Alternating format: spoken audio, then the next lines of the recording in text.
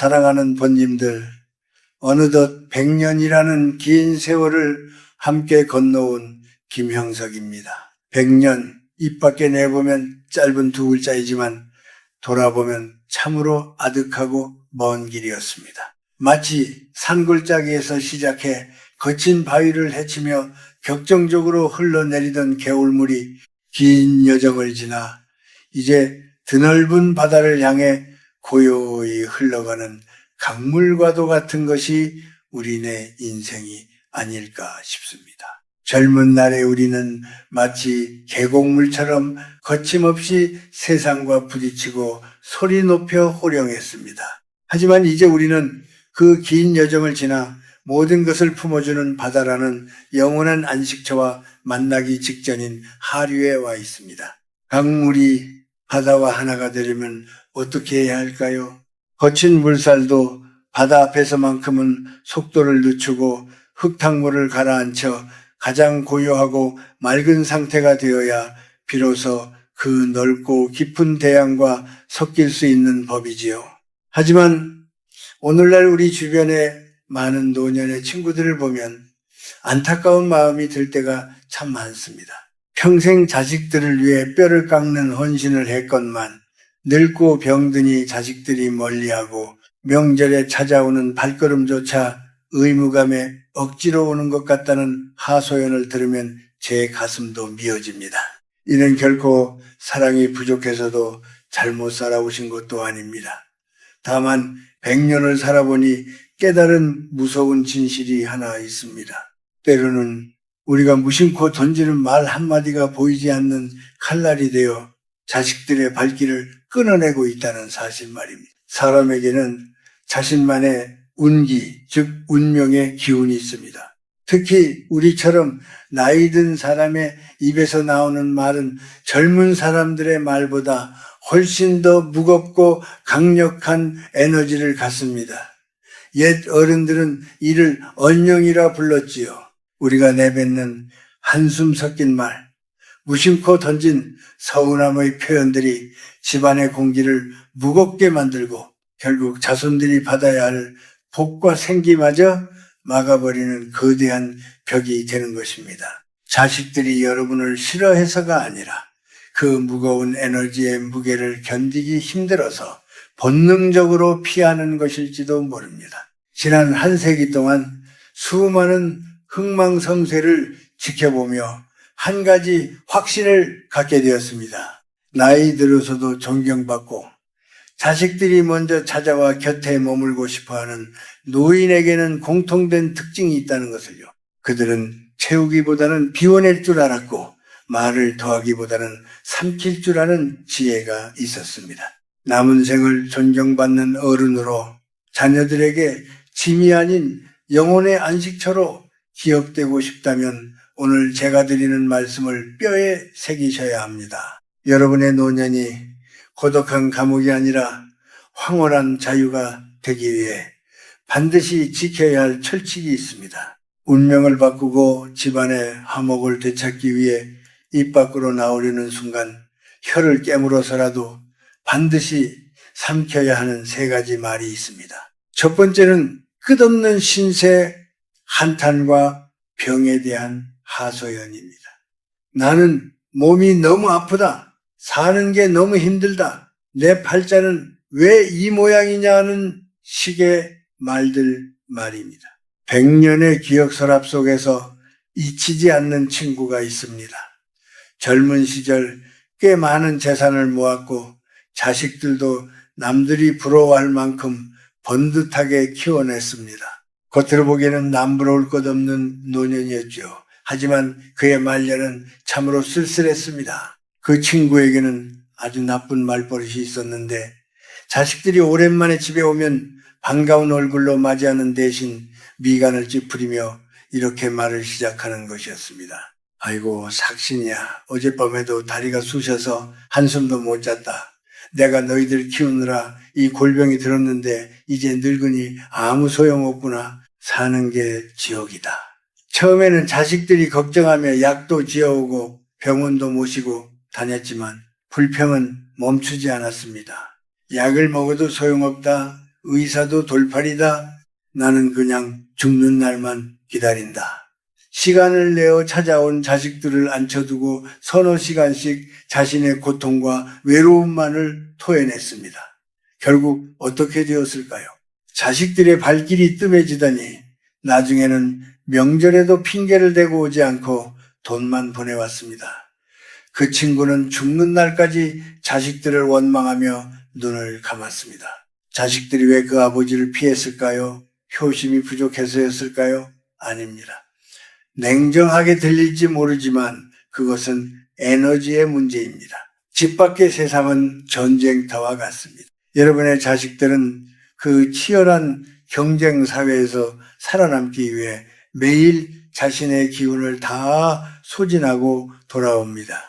그들은 지쳐 있습니다. 그들이 부모의 집을 찾는 이유는 단 하나, 부모라는 따뜻한 품에서 에너지를 충전하고 위로받고 싶어서입니다. 그런데 문을 열자마자 쏟아지는 말이 아프다, 힘들다, 괴롭다, 죽고 싶다라면 어떨까요? 집안의 공기가 무겁게 가라앉고 이는 단순한 투정이 아니라 영적인 관점에서 보면 끊임없는 탄식과 한숨은 집안의 강력한 음기를 뿜어내는 행위가 됩니다. 말은 곧 풍수입니다. 여러분의 입이 집안의 운명을 결정하는 풍수지리의 핵심이 됩니다.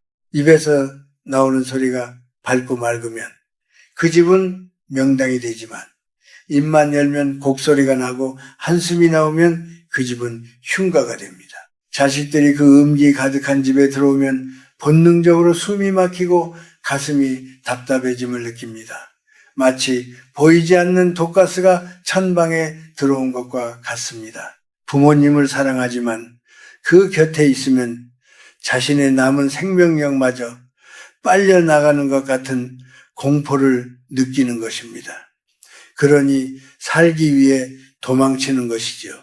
우주는 우리가 내뱉는 말을 하나의 주문으로 인식합니다. 여러분이 아이고 내 팔자야 나는 늘 아파 라고 말하면 우주는 이 사람은 아픈 것을 원하는구나, 가난한 것을 좋아하는구나 라고 착각하고 더 큰 아픔과 더 큰 가난을 배달해 줍니다. 이것이 바로 언령의 힘입니다. 몸이 아픈 것은 노년의 자연스러운 현상입니다. 100년을 쓴 기계가 고장나는 것은 당연한 일입니다. 하지만 육체의 통증을 입 밖에 꺼내어 자꾸 되뇌는 순간 그 고통은 내 영혼을 갉아먹는 괴물이 됩니다. 아프다고 말할수록 우리 뇌는 통증에 더 집중하게 되고 실제로 몸은 더 아파집니다. 또한 그 부정적인 파동은 집안 구석구석에 스며들어 들어오려던 복과 재물마저 가로막습니다. 복해라는 것은 밝고 환한 기운을 따라 흐르는 법인데 주인장이 어두운 얼굴로 신세 한탄만 하고 있으니 복이 들어오려다가도 놀라서 달아나는 격입니다. 그러니 오늘부터 제발 그 입을 단속하십시오. 혀를 깨무는 한이 있어도 아프다, 힘들다, 돈 없다는 말은 삼키셔야 합니다. 이것은 단순히 자식들을 위한 배려가 아닙니다. 여러분, 자신의 말년을 지키기 위한 영혼의 방어술입니다. 자식들이 전화를 하거나 집에 오거든 몸이 조금 쑤시더라도 억지로라도 허리를 펴고 웃으십시오. 그리고 딱 한마디만 하십시오. 나는 잘 지낸다. 내 걱정은 말고 네 몸이나 잘 챙겨라. 너희들 얼굴 보니 내 병이 다 낫는 것 같구나. 거짓말이라도 좋습니다. 신기하게도 나는 건강하다, 나는 편안하다 라고 말하는 순간 우리 몸속 세포가 그 말에 반응하여 생기를 만들어냅니다. 그것이 긍정의 기운입니다. 부모가 묵묵히 자신의 고통을 감내하며 오히려 자식을 향해 평온한 미소를 보일 때 자식들은 그 모습에서 거룩함을 느낍니다. 우리 부모님은 늙어서도 저렇게 의연하시구나 하는 경외심이 생깁니다. 그 편안하고 든든한 에너지에 이끌려 자식들은 바쁜 와중에도 자꾸만 부모 곁을 찾게 될 것입니다. 여러분의 집을 병원, 대기실처럼 만들지 마십시오. 대신 지친 자식들이 돌아와 쉴 수 있는 고요하고 맑은 사원처럼 만드십시오. 불평을 멈추고 침묵 속에 미소 짓는 것, 그것이 긴 인생을 살아온 제가 드리는 가장 강력한 개운의 비법입니다. 두 번째로, 남은 생을 존경받는 어른으로 살아가기 위해 목에 칼이 들어와도 절대 입 밖에 내지 말아야 할 금기어가 있습니다. 그것은 바로 자식에게 공치사를 하며 감정의 빚을 갚으라고 요구하는 말입니다. 내가 너를 어떻게 키웠는데, 내 청춘 다 바쳐서 너 하나 잘 되라고 희생했는데 네가 나한테 어떻게 이럴 수 있냐? 내가 아니었으면 네가 지금 그 자리에 있을 수나 있었겠냐? 어쩌면 이 말들은 우리 세대 부모님들의 가슴 속에 맺힌 가장 깊은 한일지도 모릅니다. 보릿고개를 넘으며 입고 싶은 옷 한 번 못 입고 먹고 싶은 것 참아가며 자식 입에 밥 들어가는 것만 보고 살아오셨지요.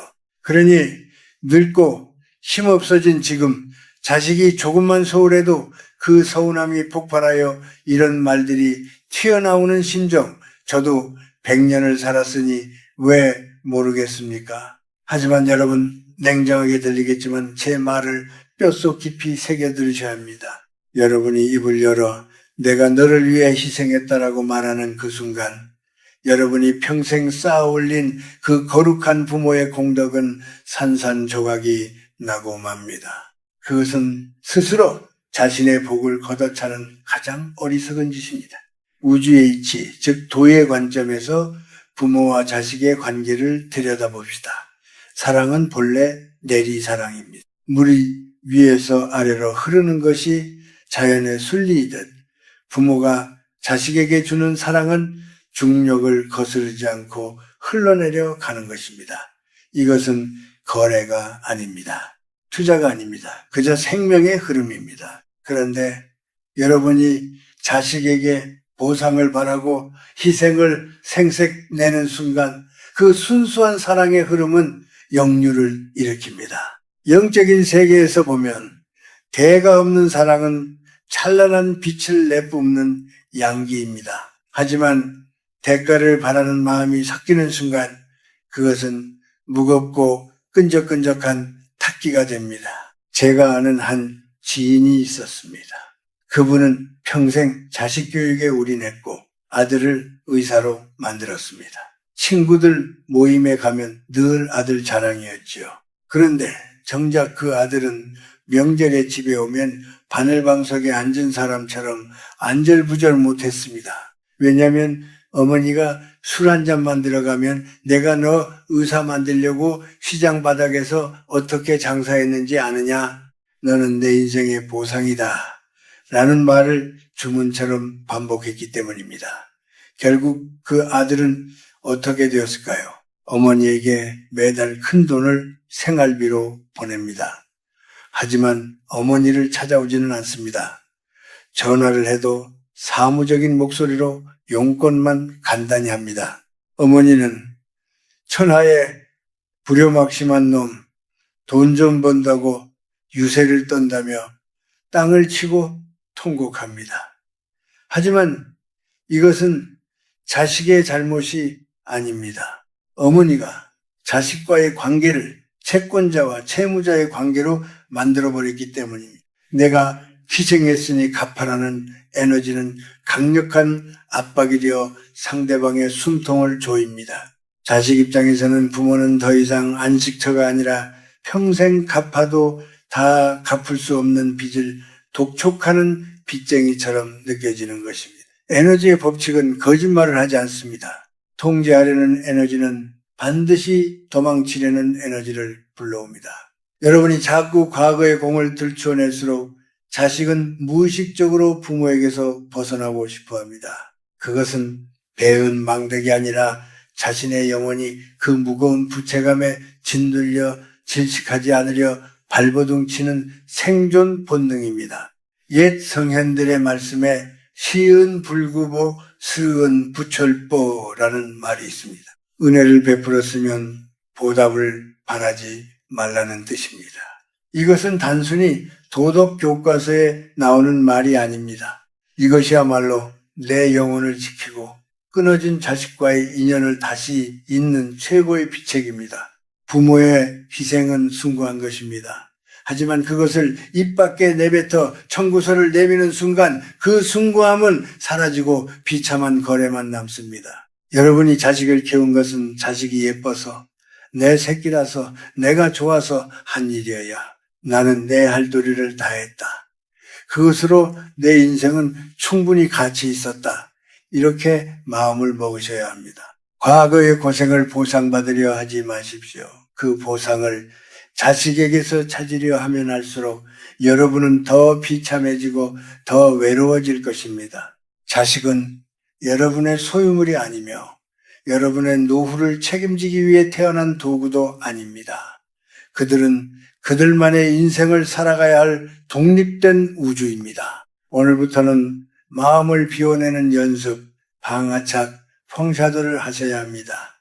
자식을 위해 했던 모든 수고를 강물에 띄워 보내십시오. 잊어버리십시오. 내가 너한테 해준 게 얼만데라는 생각이 올라올 때마다 아니다. 내가 낳아서 기르는 기쁨을 누렸으니 이미 나는 다 받았다라고 스스로에게 최면을 거십시오.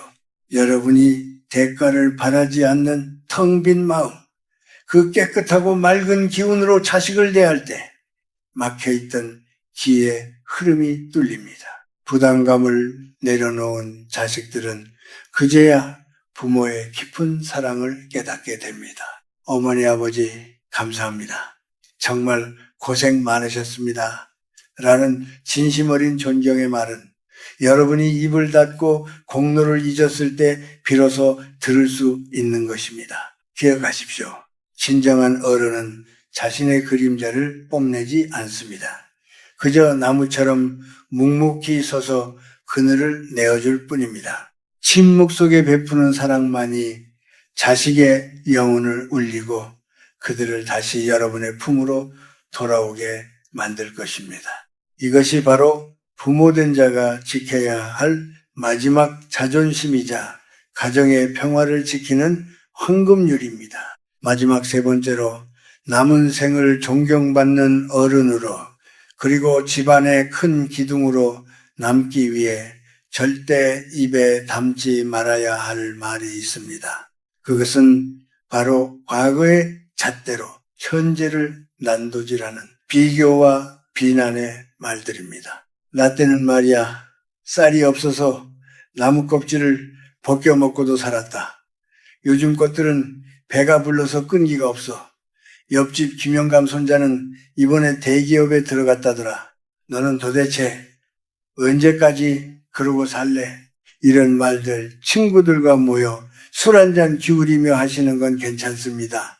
하지만 사랑하는 자식과 손주들 앞에서는 절대로 무슨 일이 있어도 꺼내지 마십시오. 이것은 여러분의 의도와는 정반대로 가정의 화목을 깨뜨리고 집안의 운기를 쇠락하게 만드는 가장 확실한 지름길입니다.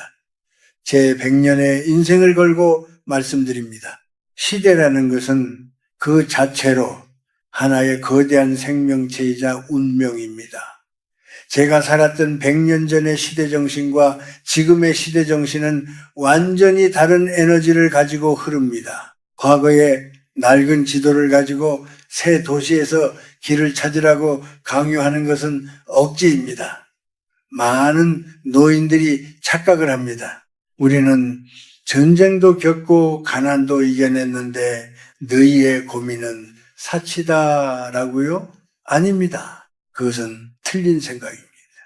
우리 시대의 고통이 육체의 배고픔이었다면 지금 우리 자손들이 겪는 고통은 영혼의 불안입니다. 끝이 보이지 않는 경쟁, 비교, 미래에 대한 공포, 이 정신적인 허기는 밥을 굶는 것만큼이나 아니 어쩌면 그보다 더 잔혹하게 젊은이들의 진을 빼놓습니다. 그런데 인생의 선배라는 우리가 그들의 지친 어깨를 토닥여 주지는 못할 망정 나 때는 더 힘들었다라는 말로 그들의 고통을 무시하고 조롱해서 해야 되겠습니까? 이것은 꼰대의 잔소리 정도가 아닙니다. 영적인 관점에서 보면은 이것은 자손들의 자존감이라는 뿌리에 독극물을 붓는 행위입니다.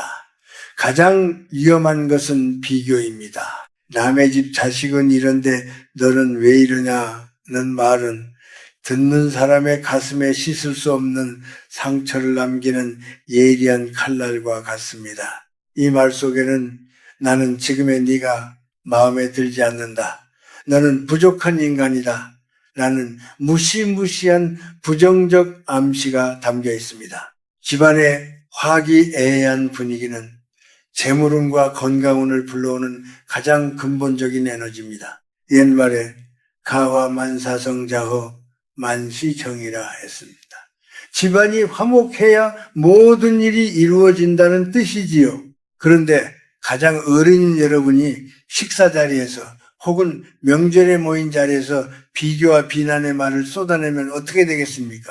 그 순간 밥상머리는 따뜻한 소통의 장이 아니라 차가운 심판대가 되어버립니다. 음식은 즐거운 마음으로 먹어야 피가 되고 살이 됩니다.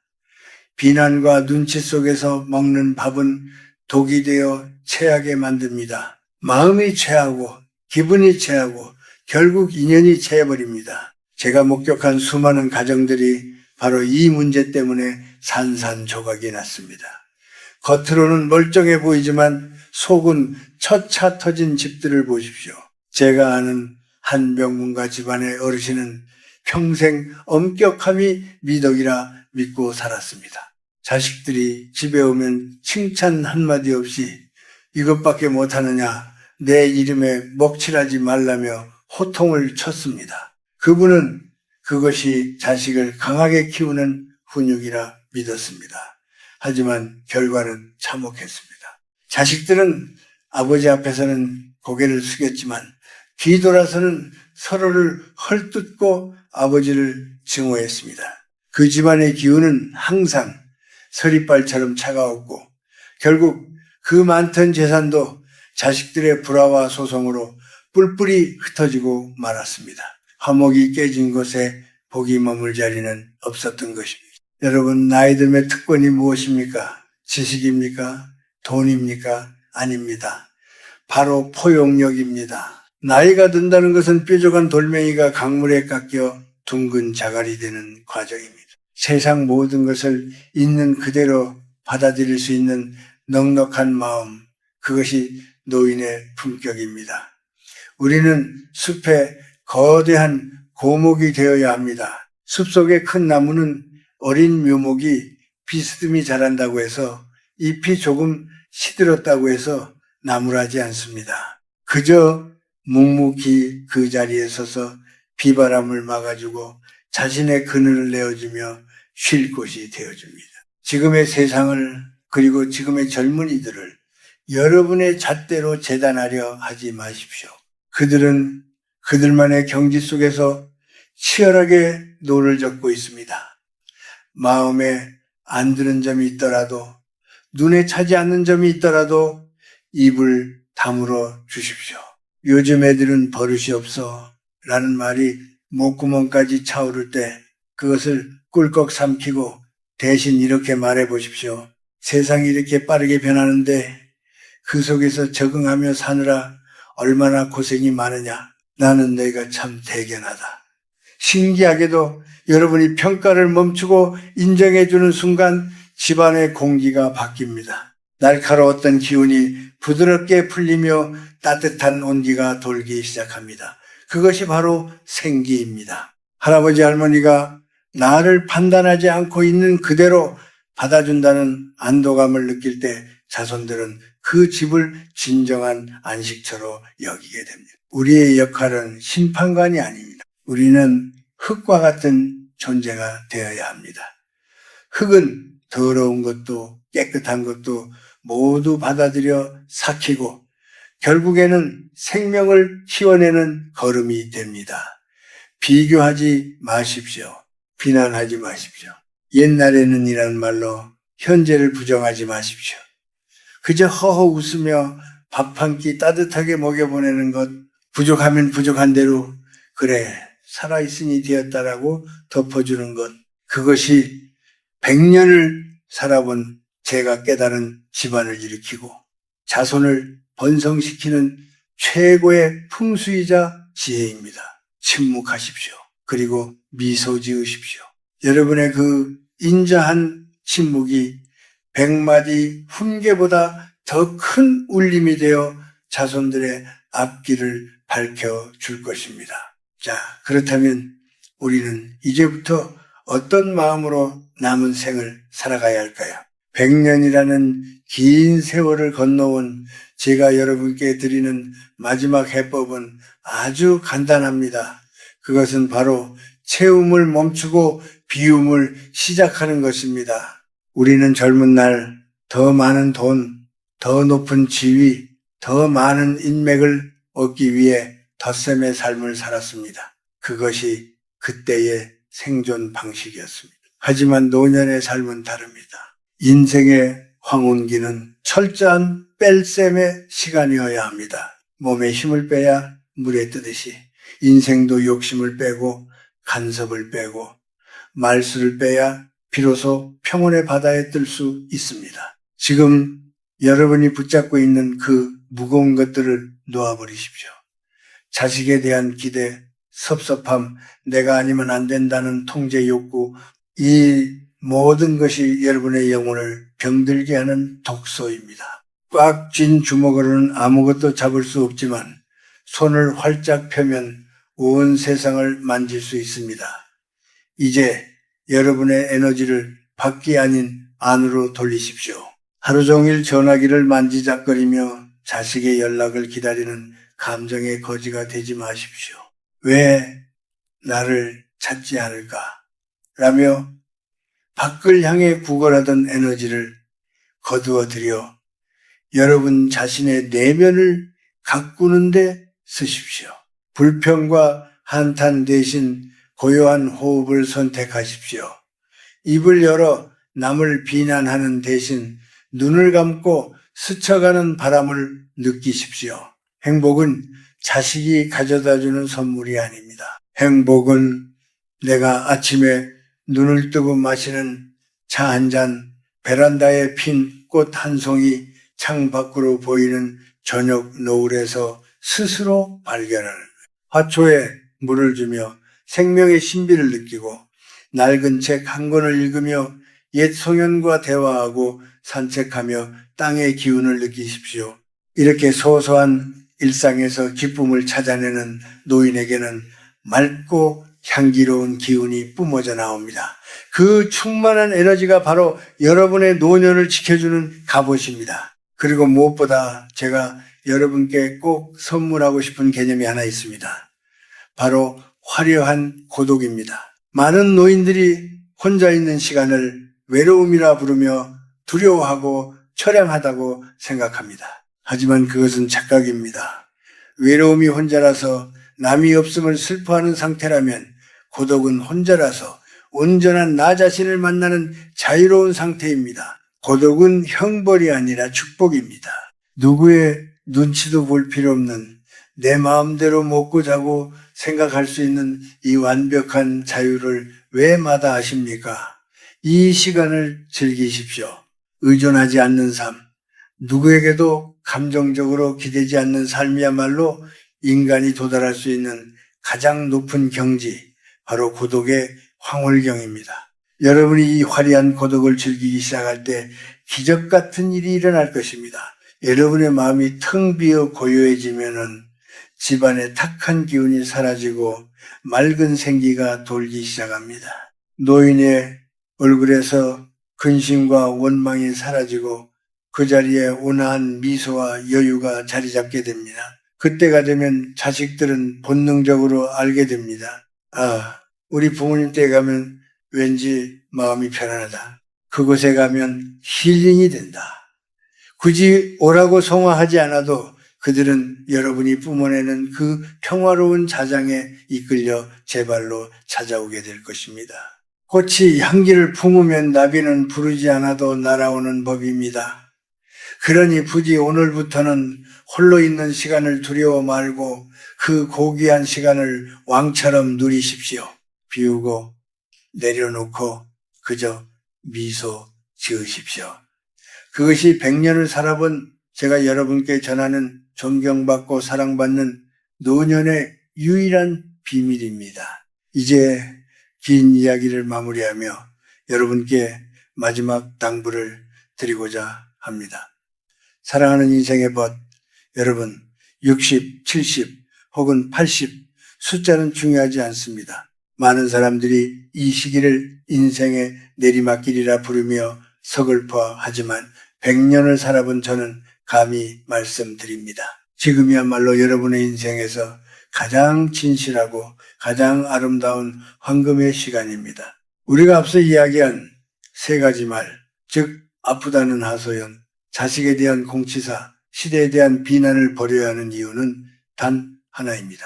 그것이 여러분의 영혼을 무겁게 짓누르고 있기 때문입니다.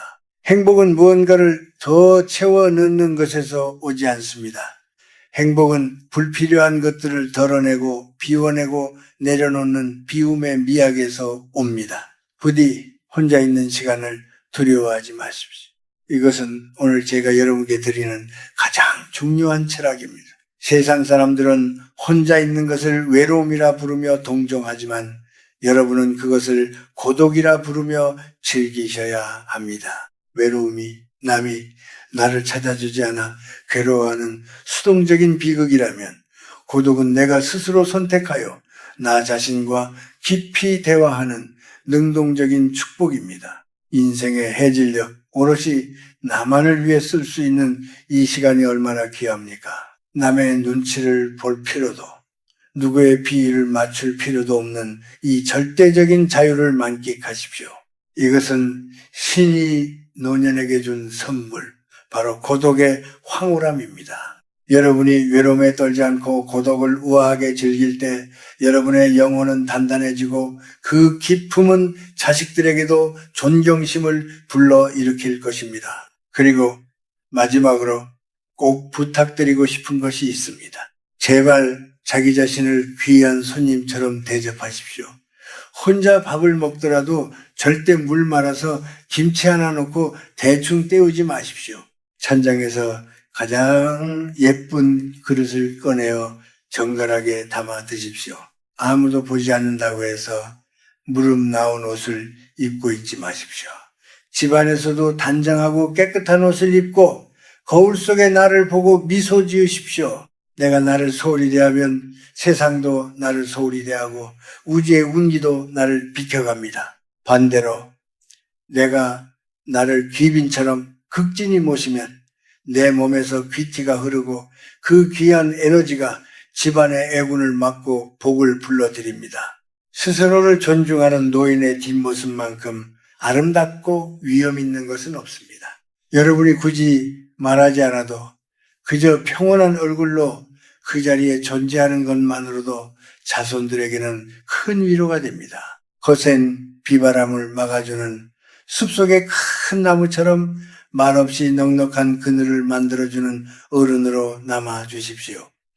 그것이 여러분이 가족에게 남길 수 있는 최고의 유산입니다. 이제 모든 짐을 내려놓을 시간입니다. 과거의 섭섭함도 미래의 불안도 아픈 몸에 대한 걱정까지도 오늘 밤 흐르는 저 강물에 띄워보내십시오.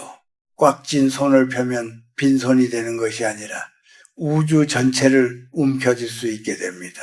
100년의 세월을 건너온 저 김영석이 여러분의 밤을 축복합니다. 부디 오늘 밤에는 마음속에 티끌 하나 없는 맑은 구름처럼 가볍고 평화로운 마음으로 잠드십시오. 우주의 따뜻한 기운이 여러분의 이불깃을 덮어주고 깊은 단잠 속에서 여러분의 영혼을 다독여 줄 것입니다. 여러분은 혼자가 아닙니다. 여러분의 삶은 그 자체로 위대했습니다. 그리고 앞으로도 충분히 빛날 것입니다. 평안하십시오. 그리고 행복하십시오.